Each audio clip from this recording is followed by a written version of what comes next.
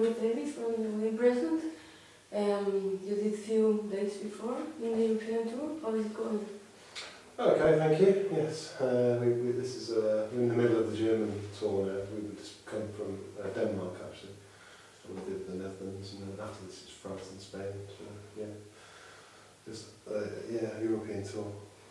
Yeah, and I don't know, you decided to re-record George Best after 30 years? Well, it was a strange thing actually. It was 10 years ago. We did some 20th anniversary tours of George Best. It's 20 years, and so we played it live a few times, and so we knew it very well. And then the next year we were recording another album called El Rey, actually in Chicago, in the United States. We had some time left in the studio. We had like a half day, and the album was finished. So I just thought, well, you know, we know George Best very well because we just played it live 100 times, and so we could record it. So we decided to just, because everything was, you know, the instruments were set up and all the microphones were in place, so we just pressed record on the machine and we played it, and because it was just because we could really, and I didn't really plan to do it, and then so we recorded it, and then to be honest, I kind of forgot about it really, because it was just a thing we did, and then this year was the 30th anniversary. So oh yeah, that recording we made, I should probably release that. So what you are doing live, so it's like 8 songs before, then George Best and The Witch is the last song you're feeling? Yeah, exactly. Cool, so why did you choose the rest of the songs? I didn't actually. Okay. Our drummer Charlie does the set list, which is good because it's a very difficult task actually, very hard, because whatever you do, because there's so many songs there, there's like 250 songs or something, and then you have to pick 8 or you know. Sure. It's so difficult. And whatever you play, people always say, yeah, it's very good, but why didn't you play this one or this one? It's impossible. So it is literally impossible. So he just showed. I think he picks, you know, songs from different eras of the wedding present, old and new, and playing live. I don't know, how do you see yourself when you start and right now, the differences, how much did you learn?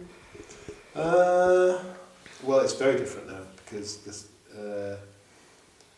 it's before the age of the internet and digital recordings, and like, you know, we go on tour now, we have a mobile phone, we have smartphones and GPS and computers, and those days we had a big bag of maps,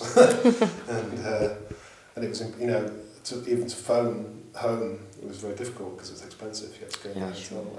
Whereas now it's changed quite a lot really.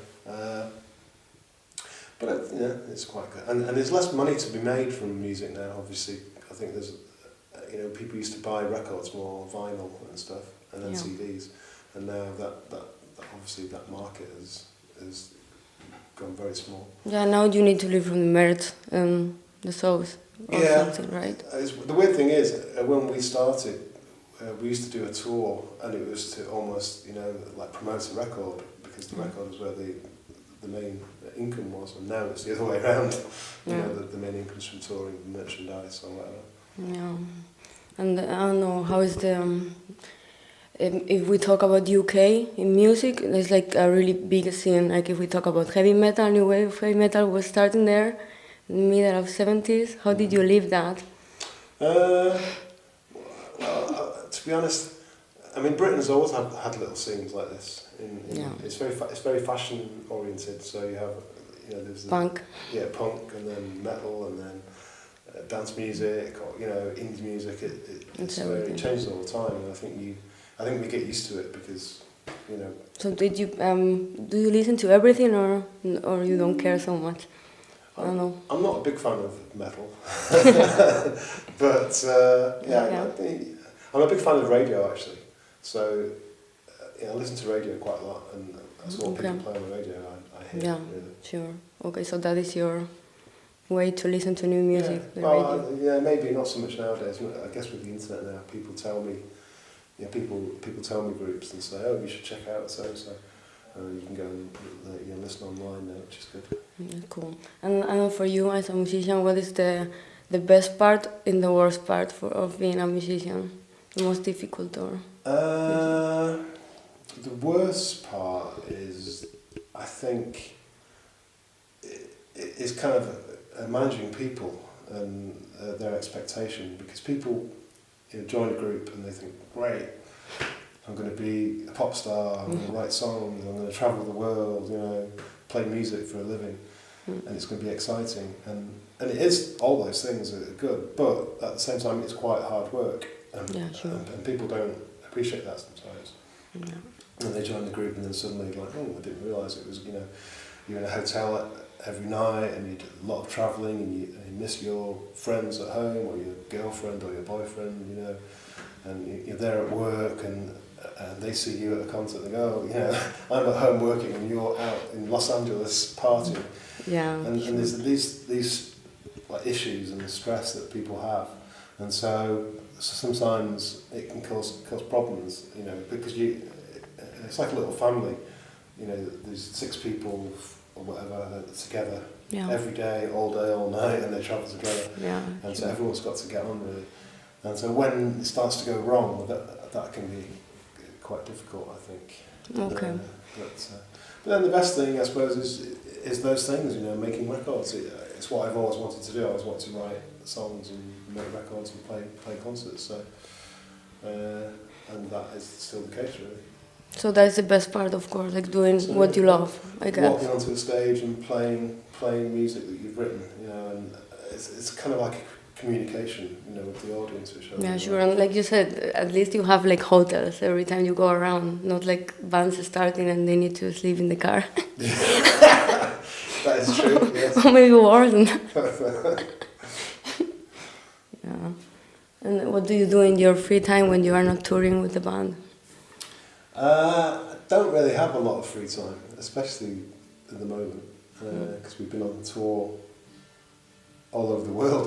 I mean, when you first contacted me, I was in New Zealand. Yeah, I think I saw. And we've been to North America, and we've done a European tour a year ago, and because we had a new album last year called Going, and since that came out, it's been very busy. Sure. But I think the main thing I like to do is my comic, actually. I've always been a big fan of comics. Okay. Comic books in general. And now there's a Wedding Present comic book. Oh, cool. Called Tales from the Wedding Present.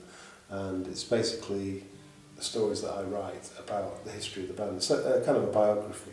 Oh, cool. And I sent it to my friend who's an artist, and he writes it. He draws it. Okay, so your stories and stories. Oh, that's so. When will be that book released? It comes out all the time, actually. The comics. But do you want to make a book with all the comics? That's maybe one day we will do that. I'm not sure when. So far we've done, I think, about 15 comics, and I think it'd be nice to compile them. Maybe it'd be too much for one book now, I think. Maybe after volumes of books. But I think it's something cool for selling on tour. It is, yeah. Like people like something different. The only terrible thing is, because obviously we only print maybe 500 of each issue, then it sells out. And then people want that, I want number 1, I want number 2. Yeah, sure. So you have to reprint them. And it's a bit like having this industry where you've got these 15 comics, all different levels of stock. Should we print more of those, more of these? I don't know, that's too many, we have too many, So it's a bit... Yeah. I didn't start, like a magazine shop, really. Yeah, sure. But it's nice to do, really. I really like doing it. Cool. And what is your best life experience with the Wedding Present? Well, just playing all around the world, really.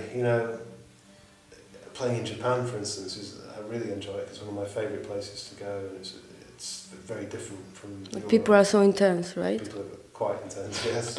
And but at the same time, it's an amazing experience to do that, really. Yeah, and I've been to a lot of places where I probably would never have gone because, all over Europe and then Iceland and Asia and Australasia, it's quite difficult to get to those places. But when people come and ask you to play, it's obviously easier. So.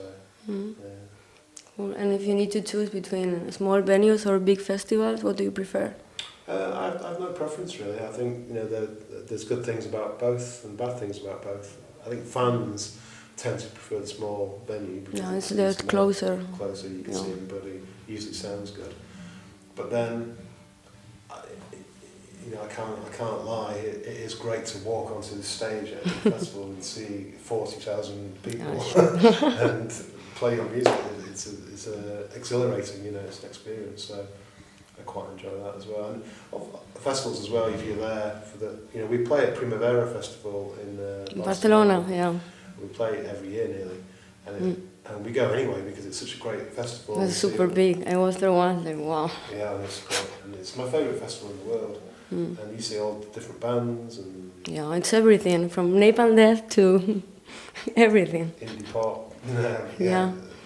Rancor, thrash, everything, that's always... Really good. Yeah, every kind of people are around. And they have like special legendary bands as well, like they have the Pixies or... Yeah. People like, I think it's Metallica they had last year and stuff. Metallica? Maybe yes, I don't remember. Slayer too, it's like what the fuck. Oh, maybe it's Slayer. Yeah. It's like, wow. Yeah. Even Venom, like, yeah. And as a musician, did you achieve everything you wanted to get, or is anything else you want to do? I don't know if I had any ambitions really. When I started, it's 30 years ago or something. Yeah.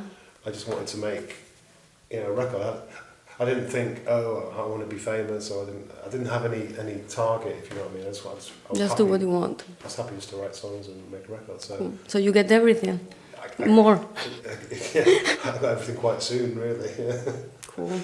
And I don't know, any interesting story or funny story happened on tour?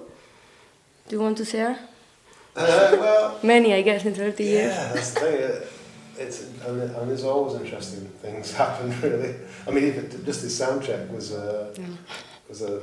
delayed because I have in-ear kind of monitors now, so okay. And it's worked fine all the time today, but then it doesn't work. And I thought, okay, what we're going to do? And then somebody said, oh, there's a music shop, but it closes in that's true. 10 minutes. Oh fuck! So I had to run out, get the thing, buy the new ones, bring it back.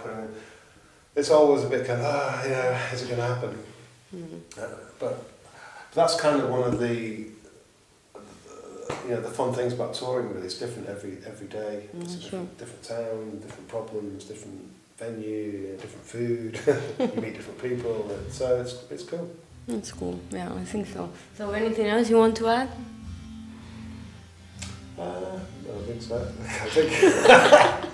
Just people to go to your shows the rest of the tour. Yeah, come and see us. The wedding present. Yeah. It's actually we're playing our album George Best, which is the first LP. This is the last time we're ever going to play it live. The last time you are going to? Yeah, after this year. Okay. There's no more because I just like. Maybe in 10 years again. No. Oh no. Yeah. Okay. That's well. I hope not, because I've said no. This is the last time, so. Okay. I don't think we'll play it again. So people should go and see that. If they want to see this LP, they should come. Cool. Okay, so thank you so much. Very so welcome. Cool. Thank you. And I hope the show is great. Thank you. Okay.